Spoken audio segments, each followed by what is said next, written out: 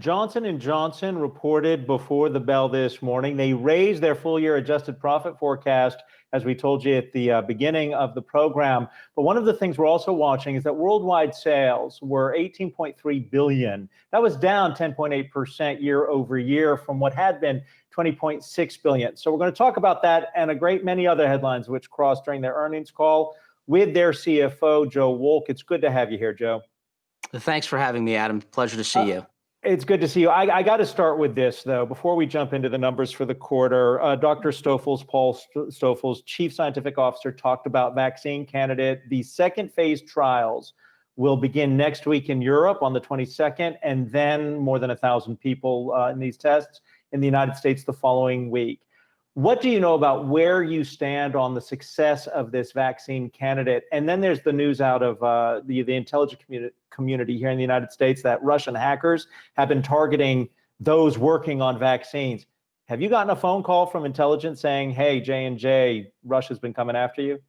Well, again, Adam, it's a pleasure to be here. And we've made great success with respect to our vaccine development. Dr. Stoffels and his team just continue to beat every timeline out there. So we will be publishing the preclinical data in the next couple of weeks in a prominent scientific journal. But we've got enough conviction around that data to start the human testing next week, Wednesday to be specific, for phase 1/2A. We are also talking with the National Institute of Health to see if we can begin our phase 3 clinical trials at the end of September. So again, moving the timeline up, the population of 1,000 will include adults from the ages of 18 to well beyond 65, so addressing the most vulnerable patients. There is a lot of interest in the vaccine, clearly.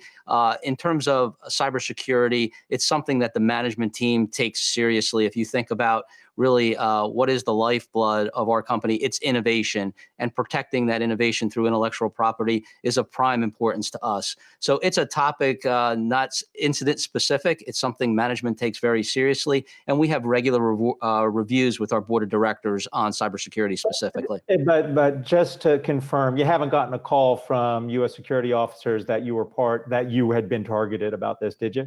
That's correct, not to my knowledge. Angelique? Yes. Hey, Joe. I wanted to ask you about the vaccine trials. I know that when we saw, the review of Moderna's data yesterday, there were some concerns about the diversity involved in that clinical trial. And while obviously Johnson & Johnson is a much bigger entity, are you taking steps to ensure that you don't face the same criticism? So, when I think about the vaccine, Angelique, I think about it in terms of the science, the scale of Johnson & Johnson, and then access.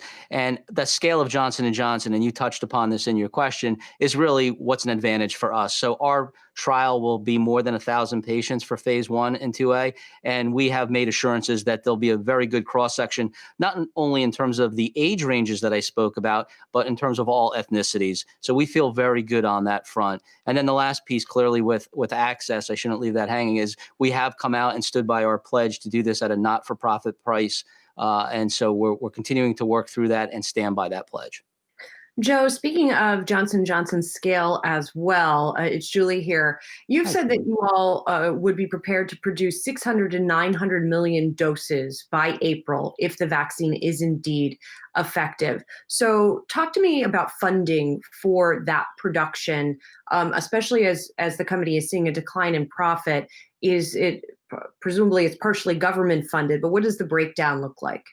Yeah, so it's about a 50-50 split right now, the current estimates. And these are somewhat fluid, Julie, as we look at terms of the input we receive from not just the U.S., but countries around the globe in terms of what their true demand assessment is going to be. But we're looking at roughly about $1.4 billion in total investment. Thus far, BARDA from the U.S. has come up with about $450 million.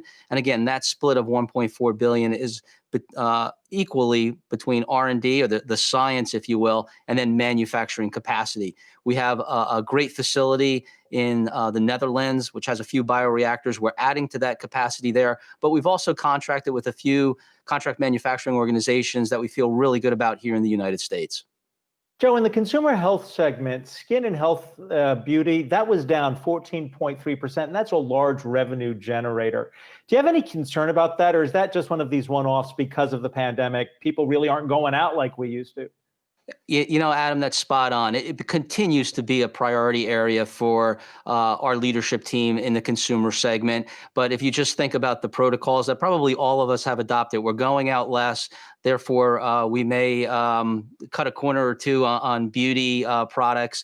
In terms of vacations, they were curtailed somewhat. The spring could be a very busy season in terms of sunscreen and sun care products. So those are the types of impact. But in terms of the long-term potential for brands like Neutrogena and Aveeno, we feel very, very good. And Joe, you all raised your forecast for the remainder of the year here. One of the weak spots during last quarter was medical device sales, excuse me. So is a rebound there what accounts for the increase in the forecast? And is there some kind of ceiling on medical device sales? Because surgeries are going to catch back up, right? Elective surgeries. But isn't that sort of capped by hospital and staff capacity? You're spot on, Julie. So the change in our guidance is really solely due to the medical device performance and what we saw specifically in the second quarter. So when we came out with guidance in April after the first quarter close, we were looking to be down roughly 40 to 60% year on year. That number actually came in around 30 to 35%. So much better than we anticipated. We do think that there'll be a steady cadence of improvement. We're calling for a lower decline, but still a decline in the second half of the year. And as we have isolated cases of hotspots and case rises in certain select areas, we'll be monitoring that very, very carefully. But we're in a much different position as a society and as a healthcare system in terms of just the protocols we have from where we were at the end of March and early April.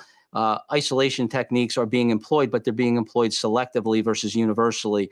Hospitals are very much understanding of the pandemic, how they can treat COVID patients better, and how elective surgeries need to go on. Quite frankly, one of our biggest concerns as the world's largest healthcare company is the unintended consequences to some of the measures we put in place to address COVID-19. We know that office visits are down. We know that about 20%, based on a Harris poll, of patients are foregoing chronic therapy. That's not good for the patients, but it's also not good for the healthcare system when you're looking at cost containment. The sicker a patient gets, the more financially burdensome it is. A lot of us are counting on Johnson & Johnson and the other pharmaceutical companies to come up with that vaccine. And we don't even have time to talk about the fact that you got regulatory approval first in the world for the Ebola vaccine. So congratulations on that.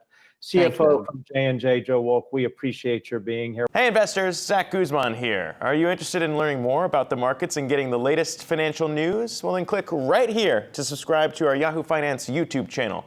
Get the latest up-to-the-minute market analysis, big interviews in the world of finance, and information on how to manage your money every day wherever you are.